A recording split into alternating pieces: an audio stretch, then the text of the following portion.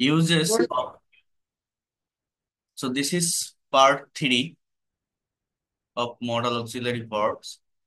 Here you can see প্রতিটি মানুষেরই কিছু না কিছু অভ্যাস আছে, আর এই অভ্যাসগুলোর মধ্যে কোনো অভ্যাস অতীতে ছিল কিন্তু বর্তমানে নেই, আবার কোনো অভ্যাস অতীত থেকে শুরু করে বর্তমান সময় পর্যন্ত আছে, আবার কোনো অভ্যাস ভবিষ্যতে হয়ে যাবে।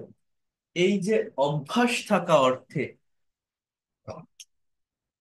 যে কোনো কথা আপনি যদি ইংলিশে ডেসক্রাইব করতে চান, আপনাকে মূলত এই ইউজ টু ভার্বের ব্যবহারের মাধ্যমে করতে হবে।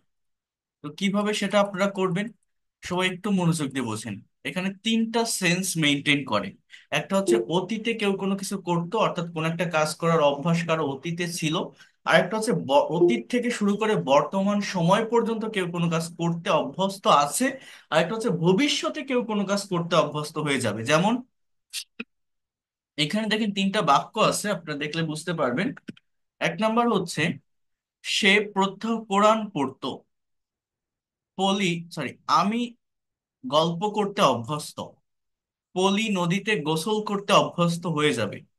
এই যে বাক্যগুলো, এই ধরনের বাক্য বা সেন্টেন্স গুলো আপনি যখন ইংলিশে ট্রান্সলেট করতে যাবেন, ইংলিশে আহ বলতে যাবেন, কোনো টেন্সের স্ট্রাকচার বা আদার্স কোনো স্ট্রাকচারের মাধ্যমে প্রপারলি এগুলোকে ডিসক্রাইব করতে পারবেন না যতক্ষণ না পর্যন্ত এই ইউজ টু ভার্বের ব্যবহারটা আপনি ভালোভাবে জানেন।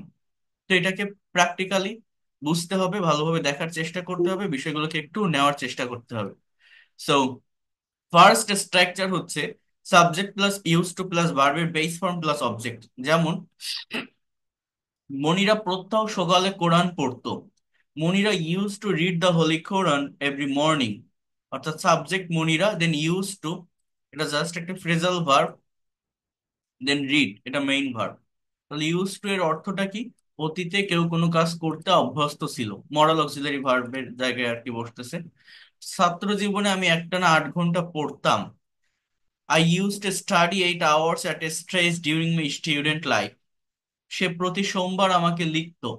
She use to write me every Monday. আমি যদি বলতাম যে সে আমাকে লিখেছিল, হি রোট মি। রাইটের পাস ফ্রম রোট, বাট লিখতো অর্থাৎ অতীতের একটা হ্যাবিট, একটা অভ্যাস। আমার ইউজ টু ভার্বের ব্যবহারটা এখানে হয়, দেন একটা ভার্বের প্রেজেন্ট ফর্ম বা বেস ফর্ম বসবে। তারা প্রতি বছর সমুদ্র সৈকতে যেত। They use to go to the sea beach every year. Alim সকালে ঘুমাতো। Alim use to sleep in the morning. এখন দেখেন, এই সেন্টেন্স গুলো আপনি যখন নেগেটিভ করবেন বা ইন্টারোগেটিভ করবেন, আমরা জানি যে মডাল ভার্ব গুলোর সাথে নট বসালে সেন্টেন্স নেগেটিভ হয়, মডালটা সাবজেক্টের আগে আনলে ইন্টারোগেটিভ হয়, কারণ ওগুলোই হচ্ছে on kinds of auxiliary verb. ওগুলো কি? Auxiliary verb. বাট এই জায়গাটা আপনাকে একটু বুঝতে হবে। আপনি ইউজ নট টু বলতে পারবেন, বাট পাস্ট ইনডিফিনিট এই সেন্টেন্স গুলো কিন্তু on kinds of past indefinite সেন্টেন্সের ক্যাটাগরির ভিতরেও পড়ে। অর্থাৎ পাস্ট ইনডিফিনিট টেন্সের সেন্টেন্স গুলোকে যেভাবে নেগেটিভ বা ইন্টারোগেটিভ করতে হয় ডিডের ব্যবহার করে, সেটাও আপনি করতে পারেন। এবং এখানে ডিড ব্যবহার করলে সেন্টেন্স গুলো বেশি অ্যাপ্রোপ্রিয়েট হয়, সেন্টেন্স বা বাক্যগুলো বেশি পারফেক্ট হয় যদি আপনি ডিডের ব্যবহারটা করেন। যেমন I didn't use to smoke. আমি ধূমপান করতাম না। মনি গান শুনতো না। Moni use not to listen to music বলতে পারেন। অথবা আপনি বলতে পারেন Moni didn't use to listen to music. যখন ডিডের ব্যবহার করবেন, ইউজড অর্থাৎ ইউজের সাথে ই ডি, এই যে ডিটা আর থাকবে না। হ্যাঁ, রনি কখনো টিভি দেখতো না। Ronnie never use to watch TV, or Ronnie did never use to watch TV. Okay. So যখন আপনি ইন্টারোগেটিভ করবেন, জাস্ট ডিডটাকে সাবজেক্টের আগে আনবেন। অর্থাৎ তুমি কি নদীতে সাঁতার কাটতে? তুমি কি নদীতে সাঁতার কাটতে, অর্থাৎ অতীতে কেউ কোনো কিছু করতো কিনা। তাহলে কি হবে? Did you use to swim in the river? Did you use to swim in the river? Nilu কি সকালে ঘুমাতো? Did Nilu use to sleep at morning? Did Nilu use to sleep at morning? তোমার আব্বা কি নিয়মিত খবরের কাগজ পড়তেন? Did your father used to read newspaper regularly? Did your father used to read newspaper regularly? তোমার আব্বা কি নিয়মিত খবরের কাগজ পড়তেন?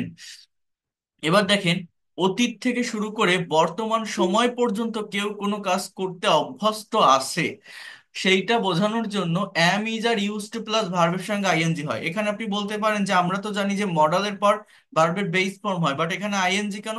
যদি মডালের আগে কোনো be verb, do verb, have verb এগুলো থাকে, তাহলে মেইন ভার্বের ফর্মের চেঞ্জ হতে পারে। অর্থাৎ প্রেজেন্ট কন্টিনিউয়াস টেন্সের স্ট্রাকচার কি? Subject plus am is are plus ভার্বের সঙ্গে আইএনজি। প্রেজেন্ট কন্টিনিউয়াস টেন্সের স্ট্রাকচারের কথা বলছি। জাস্ট ওই স্ট্রাকচারটাই দেখেন এখানে আছে, শুধুমাত্র ভিতরে ইউজ টু শব্দটা যুক্ত করে। এটা কি? একটা মডাল অক্সিলারি ভার্ব বলছি, জাস্ট এটাকে একটা ফ্রেজাল ভার্ব বলা হয়। অর্থাৎ অভ্যস্ত কথাটা মেনশন করার জন্য এটা বসবে। হ্যাঁ, সে প্রতিদিন কোরআন পড়তে অভ্যস্ত, অর্থাৎ আগে থেকে শুরু করে এখনো পর্যন্ত পড়ে, রেগুলার রয়েছে, সে পড়তেছে, পড়তে অভ্যস্ত সে। So he is use to reading the holy Quran every day. He is use to reading holy Quran every day. Zakir প্রতিদিন সকালে হাঁটতে অভ্যস্ত। Zakir is use to walking every morning. Zakir is use to walking about every morning. আমরা পুকুরে সাঁতার কাটতে অভ্যস্ত। We are use to swimming in the pond. We are use to swimming in the pond. আমরা সাঁতার কাটতে অভ্যস্ত। আমি প্রতি রাতে গান শুনতে অভ্যস্ত। I am use to listening to song every night. I am use to listening to song every night. আমি প্রতি রাতে গান শুনতে অভ্যস্ত। আবার দেখেন, যখন আপনি এগুলো নেগেটিভ করবেন, আমার এই অ্যামিজারের সাথে নট বসবে, যেহেতু এখানে মেইন সেন্টেন্স বা অ্যাফার্মেটিভ সেন্টেন্সে অ্যামিজার আছে। তো দেখেন, এই ধরনের সেন্টেন্স গুলো বাংলায় কিন্তু আমরা আমাদের বিভিন্ন কনভারসেশনে বলে থাকি, বাট ইংলিশে প্রপার প্র্যাকটিস না থাকার কারণে আমরা ইংলিশে কথা বলতে পারি না পারফেক্টলি। সো লুনা ছেলেদের সাথে গল্প করতে অভ্যস্ত নয়। Luna isn't use to gossiping with boys. কি হবে বাক্যটা? Luna is not use to gossiping with boys. তারা নদীতে সাঁতার কাটতে অভ্যস্ত নয়। They aren't use to swimming in the river. They are not. They aren't use to swimming in the river. Zakir সাহেব ভাত খেতে অভ্যস্ত নয়। Mister Zakir isn't use to eating rice. Mister Zakir isn't use to eating rice. Zakir সাহেব ভাত খেতে অভ্যস্ত নয়। যখন আপনি ইন্টারোগেটিভ করবেন, অ্যামিজারটা সাবজেক্টের আগে আসবে। অর্থাৎ করিম সাহেব কি ভ্রমণের সময় ঘুমাতে অভ্যস্ত? করিম সাহেব কি ভ্রমণের সময় ঘুমাতে অভ্যস্ত? তাহলে আগে auxiliary verb, then subject, then use to, then এই ভার্বের সাথে আইএনজি। অর্থাৎ is mister Karim use to sleeping in a journey. Is mister Karim use to sleeping in a journey. তারা কি রাত জেগে পড়তে অভ্যস্ত? Are they use to studying keeping up late. Are they used to studying keeping up late? Are they used to studying keeping up late? তারা কি রাত জেগে পড়তে অভ্যস্ত? তুমি কি মেয়েদের সাথে গল্প করতে অভ্যস্ত? দেখেন, খুবই প্র্যাকটিক্যাল সেন্টেন্স। বাংলা এই ধরনের সেন্টেন্স আমরা বলি, বাট ইংলিশে আমরা প্র্যাকটিসের অভাবে বা সঠিক স্ট্রাকচার না জানার কারণে এই কথাগুলো বলতে পারি না। So are you use to gossiping with girls? Are you use to gossiping with girls?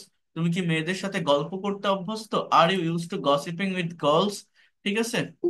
এই ইউজড এর পরিবর্তে আর দুইটা ফ্রেজাল ভার্ব আছে, সেটা হচ্ছে অ্যাকাস্টম টু এবং হ্যাবিচুয়েটেড টু। এটা ব্যবহার করেও এই কন্টিনিউয়াস সেন্স গুলোকে প্রকাশ করা যায়।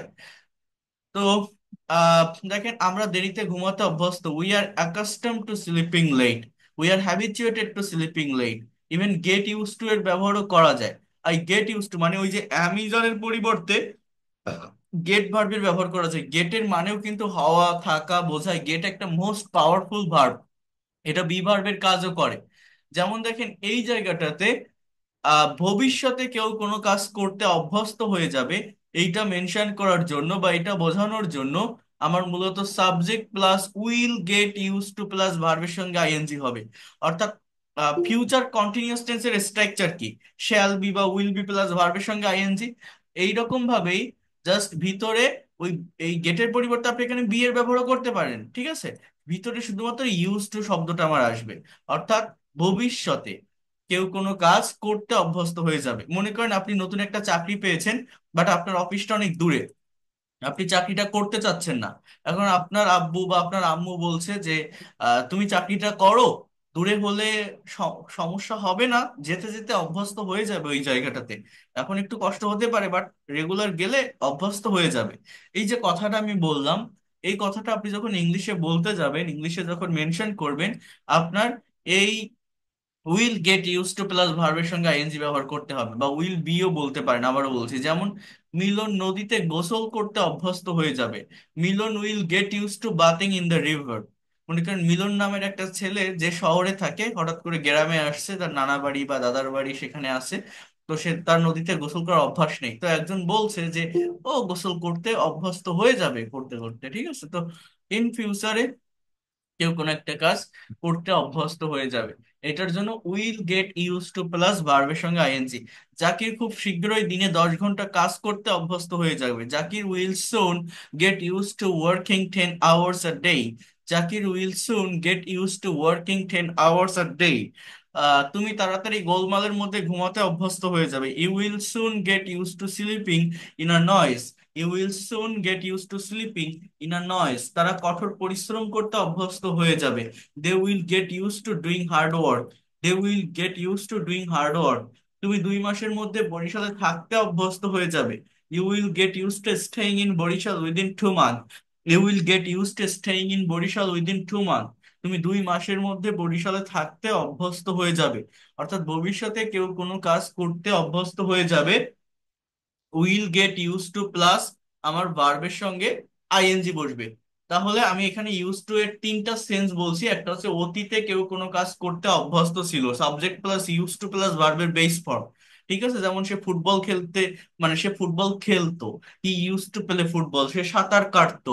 হি ইউজ টু সুইম। সে সাঁতার কাটতো না, he didn't use to swim. সে কি সাঁতার কাটতো? Did he use to swim? আরেকটা কি, am is are use to plus ভার্বের সঙ্গে আইএনজি। অর্থাৎ অতীত থেকে শুরু করে এখনো পর্যন্ত কেউ কোনো কাজ করতে অভ্যস্ত, সে গান গাইতে অভ্যস্ত। He is use to singing song. He is use to singing song. সে গান গাইতে অভ্যস্ত। সে গান গাইতে অভ্যস্ত নয়, he isn't use to singing a song. He is not. সে কি গান গাইতে অভ্যস্ত? Is he use to singing a song? এটা। আরেকটা কি, যে ভবিষ্যতে কেউ কোনো কাজ করতে অভ্যস্ত হয়ে যাবে, তুমি অফিসে যেতে অভ্যস্ত হয়ে যাবে। You will get use to going to office. You will get use to going to office. Will you get use to going to office? Will you. You will not বা you won't get use to going to office. অর্থাৎ যখন আপনি interrogative করবেন, এই auxiliary verb অর্থাৎ এই উইলের সাথে not বসাবেন। যখন আপনি, সরি, নেগেটিভ করবেন, এই উইলের সাথে নট বসাবেন। যখন আপনি ইন্ট্রোগেটিভ করবেন, এই জাস্ট এই উইলটাকে, আর অন্য কোনো ভার্ব না, এইটাকেই সাবজেক্টের আগে নিয়ে যাবেন। তাহলে সেখানে আমার কোশ্চেনটা তৈরি হয়ে যায়। তো এইভাবে এই বিষয়গুলোকে একটু করার চেষ্টা করতে হবে। বিষয়গুলোকে একটু ভালোভাবে নেওয়ার চেষ্টা করতে হবে। একটু মনোযোগ দিয়ে দেখতে হবে। তো এরপর দেখেন যে জায়গাটাতে আমি আসবো বা যে বিষয়গুলো নিয়ে কথা বলবো, সেটা হচ্ছে try to understand here would verb. এই উড ভার্বের ব্যবহারটা আমরা কিভাবে ইংলিশে করে থাকি বা করব, এটা একটু মনোযোগ দিয়ে বুঝবেন। এখানে কিছু ফাংশন আছে, সেটা হচ্ছে দেখেন, উড ভার্বটা হচ্ছে মূলত modal auxiliary verb. Just try to understand here. এই যে উড ভার্বের কথা বলছি, এটা হচ্ছে মূলত মডাল অক্সিলারি ভার্ব। এবং এই ভার্বগুলো আমার কয়েকটা সেন্সে ব্যবহৃত হয়ে থাকে। আমার বাংলা ফন্টটা চলে গিয়েছে এইটাতে, এই জন্য আমি, আচ্ছা দেখি আমি এটা ইয়ে করব। তো প্রথমত পসিবিলিটি বা সম্ভাবনা অর্থে উডের ব্যবহার হয়। For example, I would go to Dhaka next month. আমি আগামী মাসে ঢাকা যেতে চাই।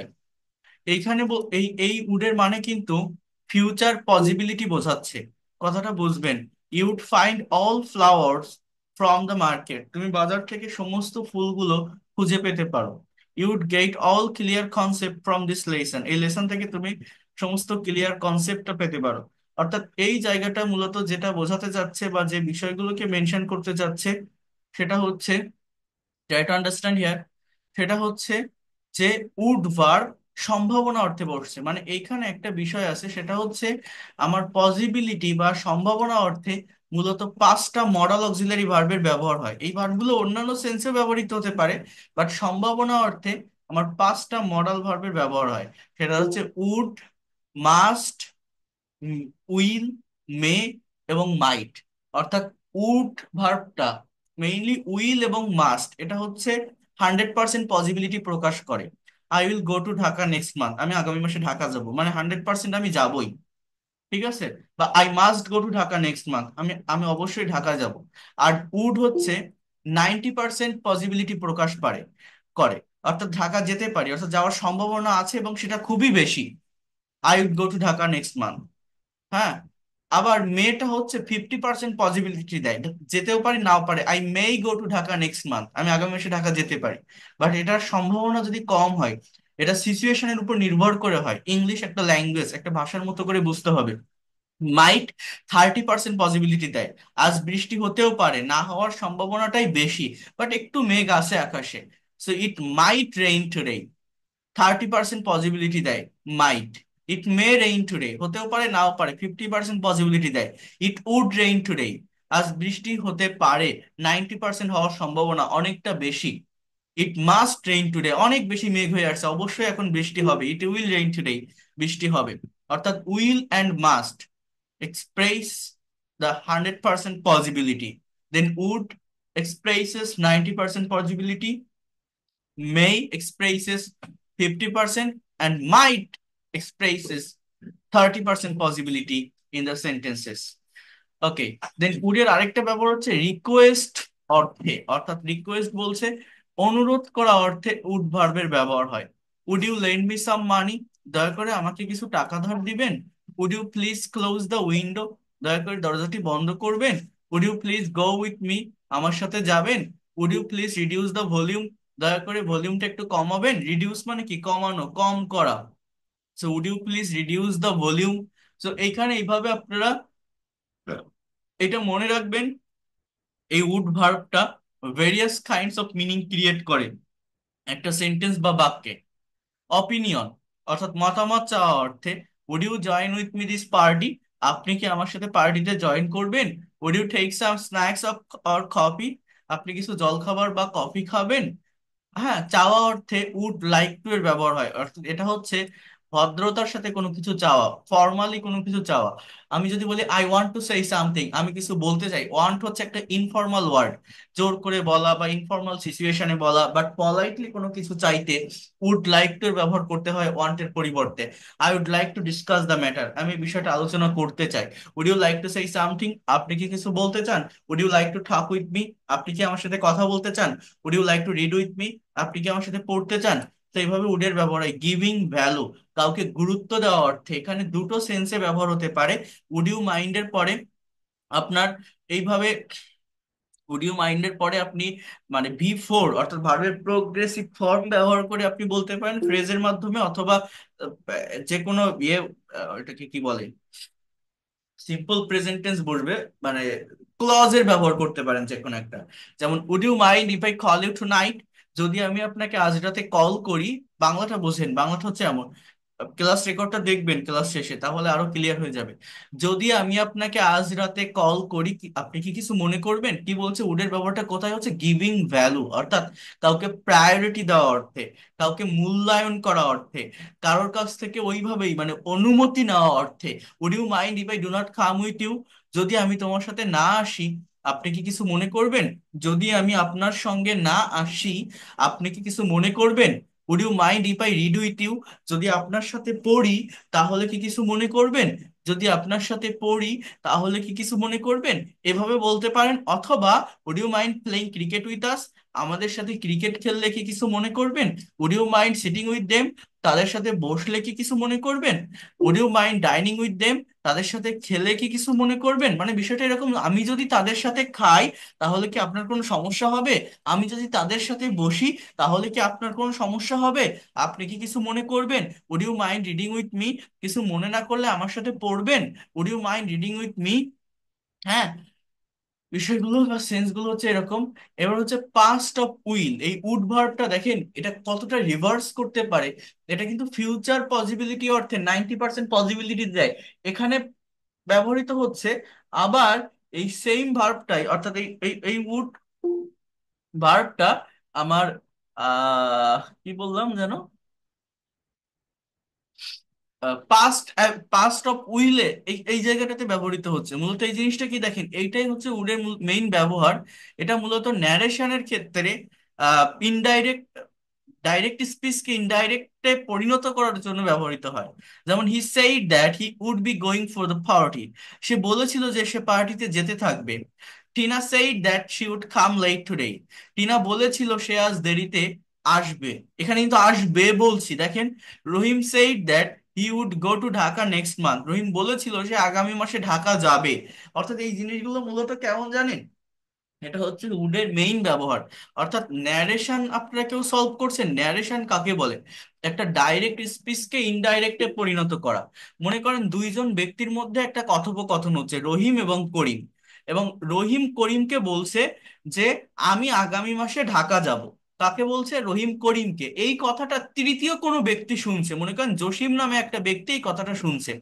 শুনে জসিম বলছে, মনে করেন শফিকের সাথে, যে রহিম করিমকে বলেছিল সে আগামী মাসে ঢাকা যাবে।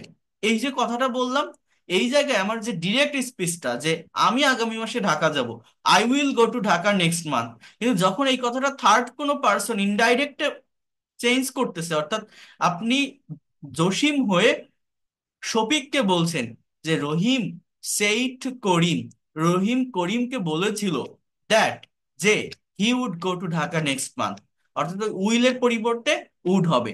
মানে এই জায়গাগুলো কেমন, যারা ন্যারেশন সলভ করছেন তারা বুঝবেন। আমি ন্যারেশনের ক্লাস নিব, ডিটেলস ক্লাস আছে এটার উপর। ন্যারেশন হচ্ছে যখন আপনি ইনডাইরেক্ট থেকে ডাইরেক্ট, ডাইরেক্ট স্পিচ থেকে ইনডাইরেক্টে চেঞ্জ করেন, তখন এক ধাপ অতীতে যেতে থাকে প্রত্যেকটা কথা।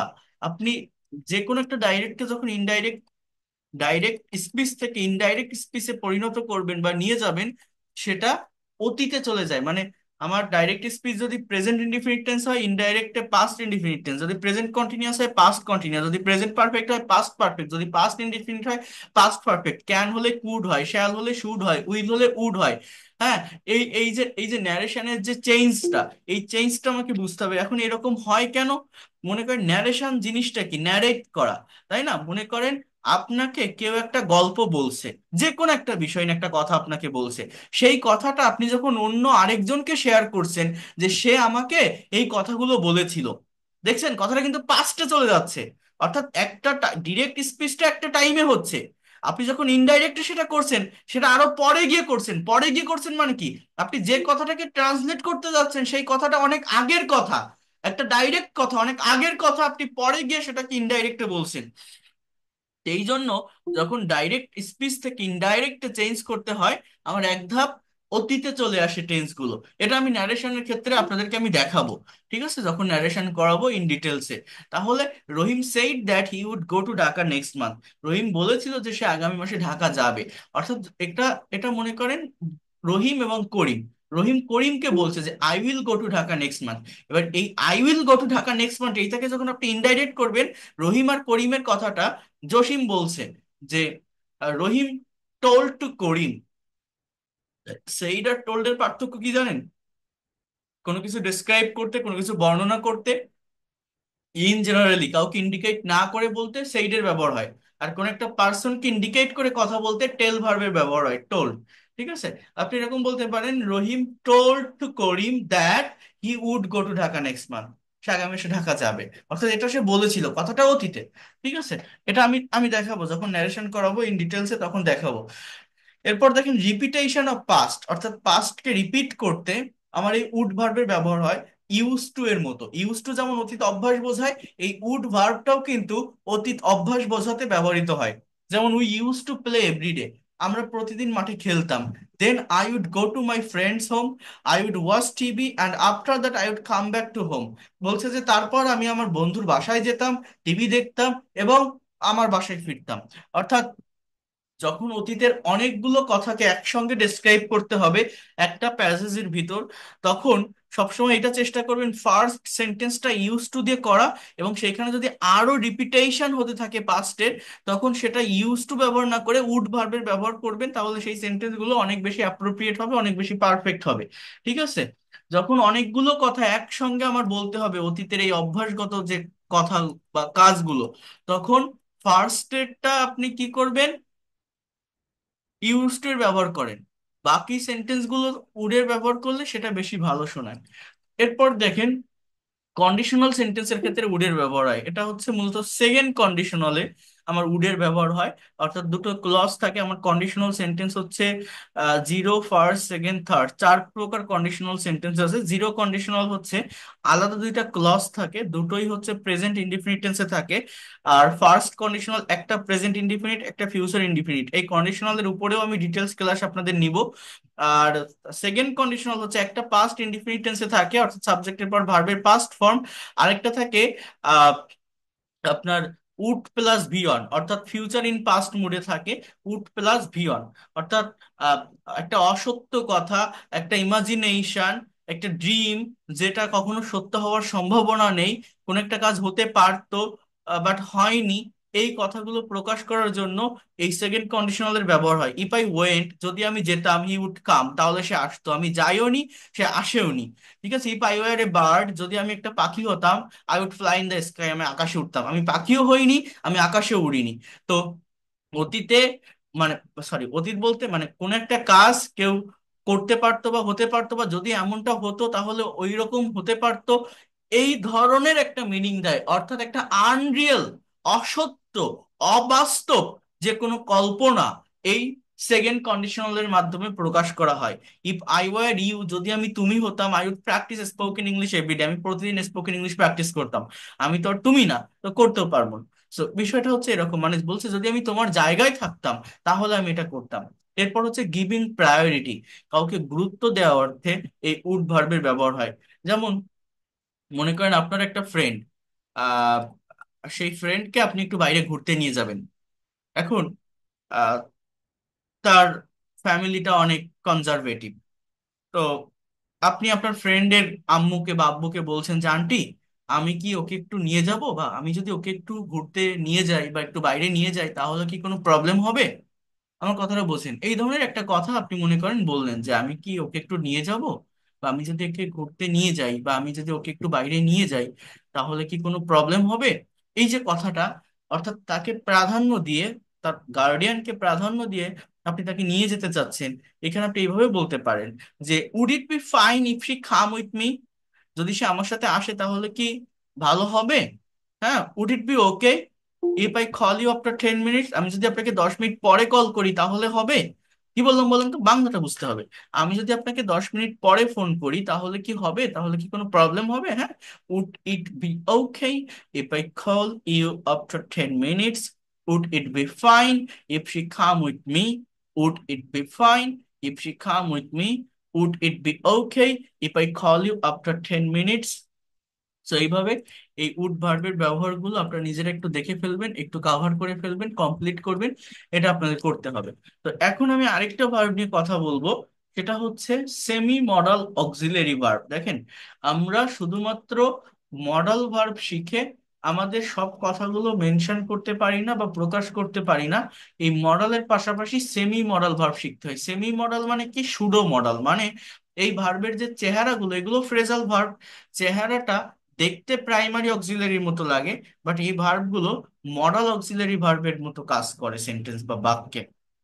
অর্থাৎ আমি একটু আপনাদেরকে বলি, দেখেন, use of am to, is to, and are to, অর্থাৎ am, is, are, was, are, have, has, had, এগুলো কিন্তু টেন্সের বিভিন্ন স্ট্রাকচারে বসে।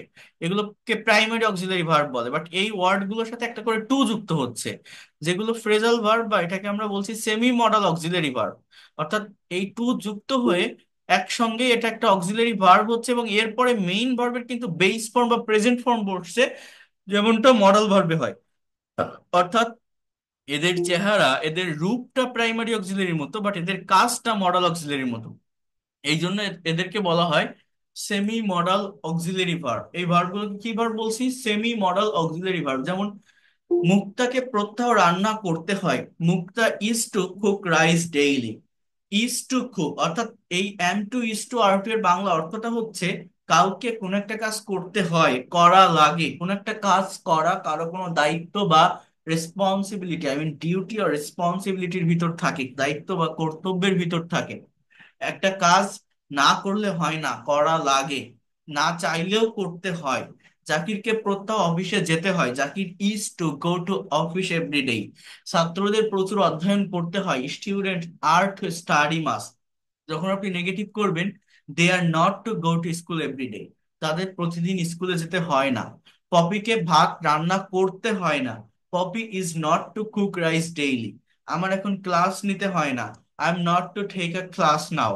I am not to take a class now. যখন আপনি ইন্ট্রোগেটিভ করবেন, এই অ্যাম ইজ আরটা সাবজেক্টের আগে আসবে। যেমন ইভানকে কি প্রত্যহ পড়তে হয়? Is Evan to read everyday? Is Evan to read everyday? অর্থাৎ ইভানকে কি প্রত্যহ পড়তে হয়? তাদের কি প্রত্যহ কাজ করতে হয়? Are they to work everyday?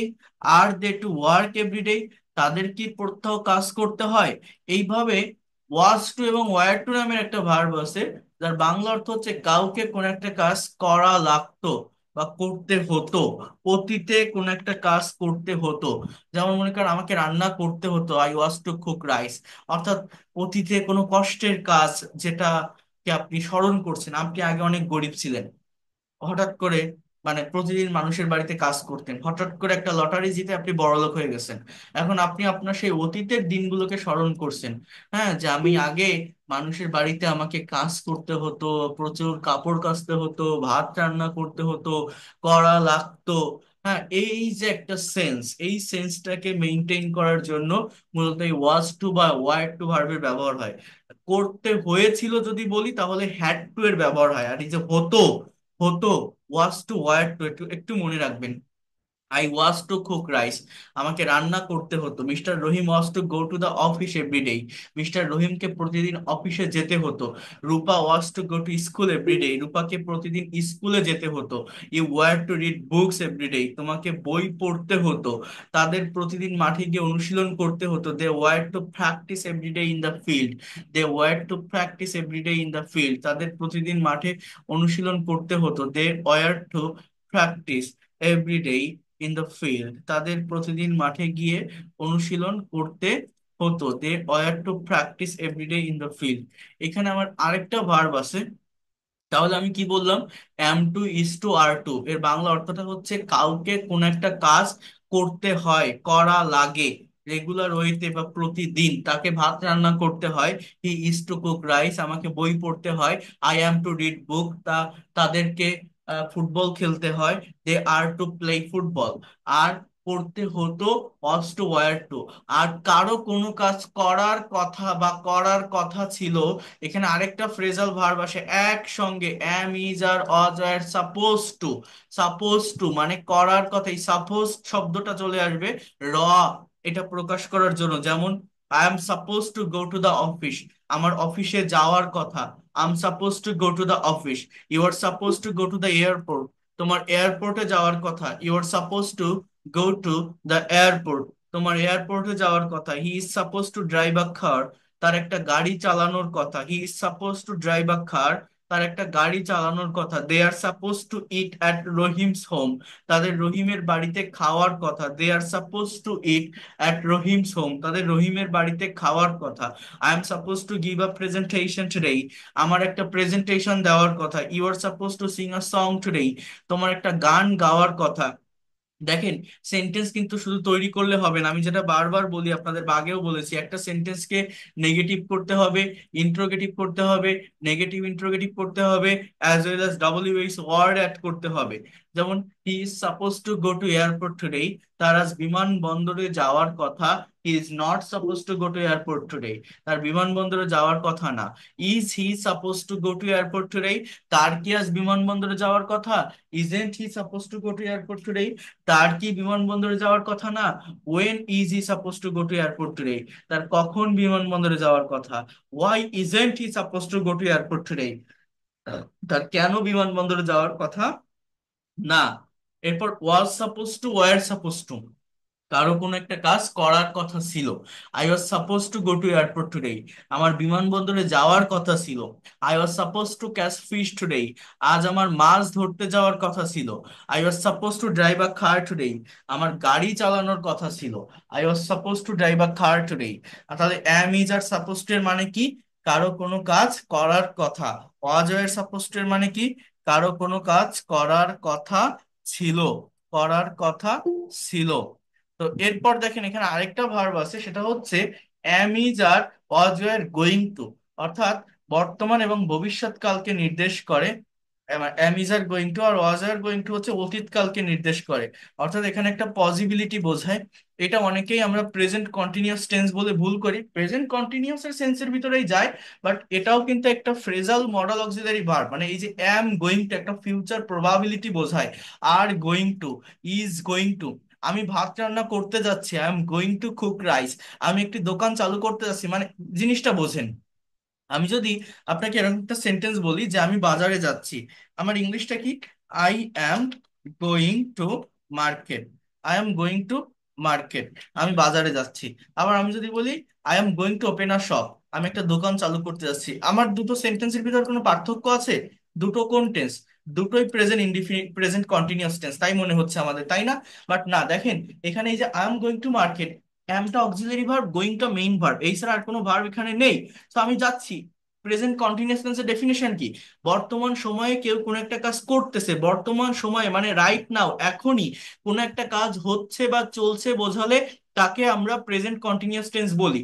So I am going to market, আমি বাজারে যাচ্ছি, I am going to market, আমি বাজারে যাচ্ছি।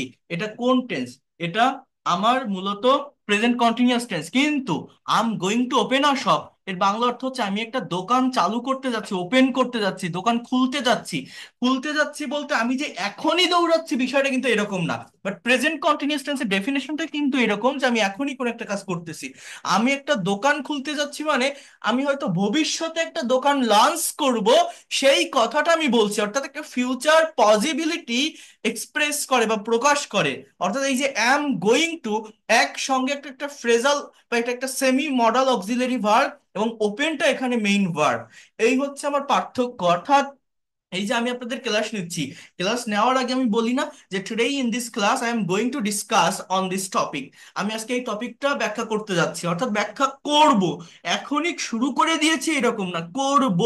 এই অ্যাম গোয়িং টু এর পরে যদি আরেকটা ভার্ব দেখেন, আরেকটা মেইন ভার্ব যদি থাকে, সেটা মূলত সেমি মডাল অক্সিলারি ভার্বের স্ট্রাকচারের ভিতর যায়, যেটা একটা ফিউচার পসিবিলিটি বোঝায়।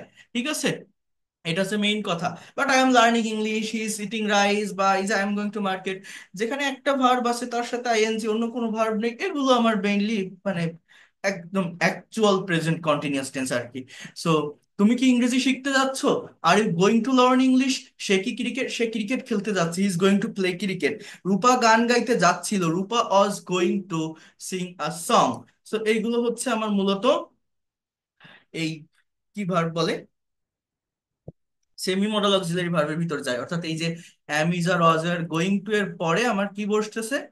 অ্যাম is are was R going to এর পরে আরেকটা ভার্ব এবং তার প্রেজেন্ট ফর্ম, একটা ফিউচার পসিবিলিটিকে ইন্ডিকেট করে বা নির্দেশ করে। এরপর দেখেন হ্যাভ টু, হ্যাজ টু এবং হ্যাড টু।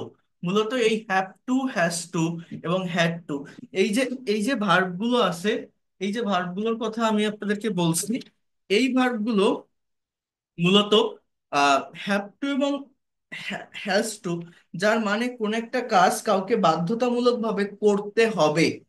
সাবজেক্ট মানে প্রেজেন্টের সেন্সে সাবজেক্ট যদি থার্ড পার্সন সিঙ্গুলার নাম্বার হয় তাহলে হ্যাজ বসে, আদারওয়াইজ হ্যাভ হবে। আর হ্যাড টু মানে কোন একটা কাজ করতে হয়েছিল, দেখেন ওয়াজ টু ওয়ার টু মানে করতে হতো, am to is to are to মানে করতে হয়, হ্যাভ টু হ্যাজ টু করতে হবে, হ্যাড টু করতে হয়েছিল, কোন একটা কাজ কাউকে করতে হয়েছিল, এটা হচ্ছে হ্যাড টু। আমার বিষয়টাকে বুঝতে হবে একটু, try to understand here. I have to go there, আমার সেখানে যেতে হবে। He has to do the work, তাকে কাজটি করতে হবে, এখানে আমার হবে না তার হবে, হ্যাঁ সাবজেক্টটা হি, এই জন্য কিন্তু হ্যাজ বসছে, অর্থাৎ third person singular number. They have to read a book, তাদের বই পড়তে হবে। Mita has to come here at night, মিতাকে আজ রাতে এখানে আসতে হবে। Zakir has to catch fish, জাকিরকে মাছ ধরতে হবে। Ratan has to go to London, রতনকে লন্ডনে যেতে হবে। যখন আপনি নেগেটিভ করবেন, যেহেতু এরা মডেল অক্সিলারি, আপনি have not to, has not to বলতে পারেন, বাট এগুলো এনসিয়েন্ট ইংলিশে ব্যবহার হয়। এইটার পরিবর্তে আমরা প্রেজেন্ট ইনডিফিনিট টেন্সের সেন্টেন্স বা পাস্ট ইনডিফিনিট টেন্সের সেন্টেন্স গুলোকে যেভাবে নেগেটিভ বা ইন্টারোগেটিভ করি, যদি সেভাবে এখানে একটু করার চেষ্টা করি, সেটা বেশি পারফেক্ট হবে, সেটা বেশি অ্যাপ্রোপ্রিয়েট হবে। অর্থাৎ আমার সেখানে যেতে হবে না, if you say I don't have to go there, it will be more standard sentence. I don't have to go there, আমাকে কাজটি করতে হবে না, I don't have to do the work. জাকিরকে মাছ ধরতে হবে না, জাকির, দেখেন জাকিরকে মাছ ধরতে হবে, Zakir has to catch fish, subject third person থাকলে হ্যাজ হবে, থার্ড পারসন সিঙ্গুলার থাকলে। আবার যখন আপনি নেগেটিভ বা ইন্টারোগেটিভ করবেন, subject third person singular number হলে ডাজ বসে, আর ডাজ বসলে মেইন ভার্বটা কিন্তু আর হ্যাজ থাকবে না, হ্যাজটা ভার্বের থার্ড পারসন ফর্ম, মেইন ভার্বটা প্রেজেন্ট ফর্মে চলে আসবে, হ্যাজ এর প্রেজেন্ট ফর্ম হচ্ছে হ্যাভ। এটা আমি আপনাদের do verb, be verb, have ভার্বের উপর একটা ক্লাস নিয়েছিলাম, সেখানে কিন্তু আমি বলছিলাম যে he has a car, he doesn't have a car, এটা কিভাবে হয় বা কেন হয়, he had a car, he didn't have a car, এটা কিভাবে হয়, আমি এটা বলছিলাম আপনাদের, ওটা নিয়ে আর ডিসক্রাইব করবো না ডিটেলসে। রতনকে লন্ডনে যেতে হবে না, Ratan has not to go to London, or Ratan doesn't have to go to London. Okay, করিমকে কি আজ লন্ডনে যেতে হবে? Does Karim have to go to London today? হ্যাঁ, তোমার কি এখন স্কুলে যেতে হবে? Do you have to go to school now? রুমার কি আজ রান্না করতে হবে? Does Ruma have to cook today? Subject third person singular number হলে ডাজ বসবে, ফার্স্ট পারসন বা সেকেন্ড পারসন হলে বা থার্ড পারসন প্লুরাল হলেও ডু বসবে, এবং মেইন ভার্বটা হ্যাভ হবে, মনে রাখবেন। বাট অ্যাফার্মেটিভ সেন্টেন্সে, অর্থাৎ ডাজ যখন বসবেন, আমার অ্যাফার্মেটিভ সেন্টেন্সে সাবজেক্ট যদি থার্ড পারসন সিঙ্গুলার নাম্বার হয় তাহলে হ্যাজ বসবে, আর সাবজেক্ট ফার্স্ট পারসন বা সেকেন্ড পারসন হলে হ্যাভ বসবে। এরপর দেখেন, করিমকে কি আজ স্কুলে যেতে হবে না? Doesn't Karim have to go to school today? তোমার কি আজ রাতে বই পড়তে হবে না? Don't you have to read a book tonight? Don't you have to read a book tonight? জাকিরকে কি আজ মাছ ধরতে হবে না? Doesn't Zakir have to catch fish today? Doesn't Zakir have to catch fish today? জাকিরকে কি আজ মাছ ধরতে হবে না? ডাজ নট, হ্যাঁ, doesn't Zakir have to catch fish today. So এইভাবে এই হ্যাভ হ্যাজ হ্যাড এর ব্যবহারটা করতে হবে। আর আমাদের যে হ্যাড হ্যাড ভার্বটা আছে আমি বলতেছি, বাট আমরা এখানে আগে একটু দেখি সবগুলো একসঙ্গে যদি একটু প্র্যাকটিস করি। অর্থাৎ শুধু মেইন সেন্টেন্স তৈরি করলে হবে না, যেটা আমি বারবার বলি, আমাদের নেগেটিভ করতে হবে, ইন্ট্রোগেটিভ করতে হবে, নেগেটিভ ইন্ট্রোগেটিভ করতে হবে, ডাব্লিউএইচ ওয়ার্ড অ্যাড করে সেন্টেন্স তৈরি করতে হবে। যেমন দেখেন, একটি ভার্ব দিয়ে সর্বোচ্চ কতগুলো সেন্টেন্স আমরা এই জায়গাটাতে তৈরি করতে পারি। আমি এই পিডিএফ ফাইল সবগুলো প্রোভাইড করব, ক্লাস রেকর্ড দিব, আমরা একসঙ্গে খুব বেশি শিখবো না, এটাই অনেক বেশি হয়ে গেছে, বাট স্ট্রাকচার গুলো সহজ, এই জন্য আমি একবারে দেখিয়ে দিচ্ছি, তাহলে আমরা অন্য জায়গাগুলোতে দ্রুত আসতে পারবো। দেখেন, এগুলো কাভার করে ফেলার পর আমি আপনাদের প্যাসিভ ভয়েস করাবো, এবং প্যাসিভ ভয়েস কমপ্লিট করতে পারলেই রিলেটিভ প্রোনাউন, পজিটিভ ভার্ব এবং কন্ডিশনাল সেন্টেন্সের উপর আমি 3টা ক্লাস নিব 3 দিনে। এই 3টা ক্লাস যদি আমি কভার করতে পারি, তাহলে মানে প্র্যাকটিক্যালি স্পিকিং করতে গেলে যে জায়গাগুলো দরকার, প্র্যাকটিক্যাল স্পিকিং এর জন্য, কনভারসেশনের জন্য বা ফ্রি হ্যান্ড রাইটিং এর জন্য যা দরকার, সবকিছু আপনার কাভার হয়ে যাবে, এবং আমি প্র্যাকটিক্যালি আপনাদেরকে রাইটিং চর্চা করাবো, প্র্যাকটিক্যালি আপনাদের দিয়ে স্পিকিং করাবো। বাট তার আগে আমাকে এগুলো একটু কাভার করতে দিতে হবে, এবং এই স্ট্রাকচার গুলো, এই রুলস গুলো, আবার বলছি, একদমই সহজ। আপনারা যদি একবার পড়েন, একবার চর্চা করেন, একবার শেখার চেষ্টা করেন, দ্রুত ডেভেলপ করতে পারবেন, কারণ এই কথাগুলো আমাদেরকে ইউজ করতে হয়, বাট ইংলিশের প্রপার স্ট্রাকচার না জানার কারণে আমরা পারি না। তো দেখেন, you have to practise English everyday, তোমাকে প্রতিদিন ইংরেজি প্র্যাকটিস করতে হবে। You don't have to practise English everyday, তোমাকে করতে হবে না। Do you have to practise English everyday, তোমাকে কি করতে হবে? Don't you have to practise English everyday, তোমাকে কি ইংরেজি অনুশীলন করতে হবে না? When do you have to practise English everyday, কবে থেকে তোমাকে ইংরেজি অনুশীলন করতে হবে? Why do you have to practise English everyday, কেন তোমাকে ইংরেজি অনুশীলন করতে হবে, কেন তোমাকে ইংরেজি অনুশীলন করতে হবে? Ripon has to go to London, subject third person, এই জন্য হ্যাজ। রিপনকে লন্ডনে যেতে হবে। Ripon doesn't have to go to London, রিপনকে লন্ডনে যেতে হবে না। Does Ripon have to go to London, রিপনকে কি লন্ডনে যেতে হবে? Doesn't Ripon have to go to London, রিপনকে কি লন্ডনে যেতে হবে না?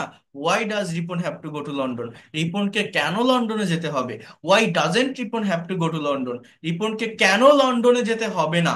When does Ripon have to go to London, অর্থাৎ WH word, then auxiliary verb, then subject, then have to, then আমার এই যে ভার্বের বেস ফর্ম। সো এই স্ট্রাকচারটা বা এই সেন্সটা একটু মেনটেন করবেন। হ্যাড টু মানে করতে হয়েছিল, আমার অ্যাফার্মেটিভ সেন্টেন্সে হ্যাড টু এর পরে ভি ওয়ান বসে, নেগেটিভ করলে ডিডের ব্যবহার করবেন, আর ডিড পাস্ট ফর্মের ভার্ব, হ্যাডও একটা পাস্ট ফর্মের ভার্ব, তো যখন ডিড ব্যবহার করবেন হ্যাডটা হ্যাভ হয়ে যাবে।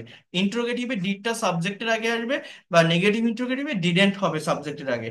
আর যখনই আপনি ডিডের ব্যবহার করছেন, সেটা নেগেটিভ হোক, ইন্ট্রোগেটিভ হোক বা নেগেটিভ ইন্ট্রোগেটিভ হোক, মেইন ভার্বটা কিন্তু প্রেজেন্ট ফর্মে চলে আসবে, অর্থাৎ হ্যাড এর প্রেজেন্ট ফর্ম মূলত হ্যাভ।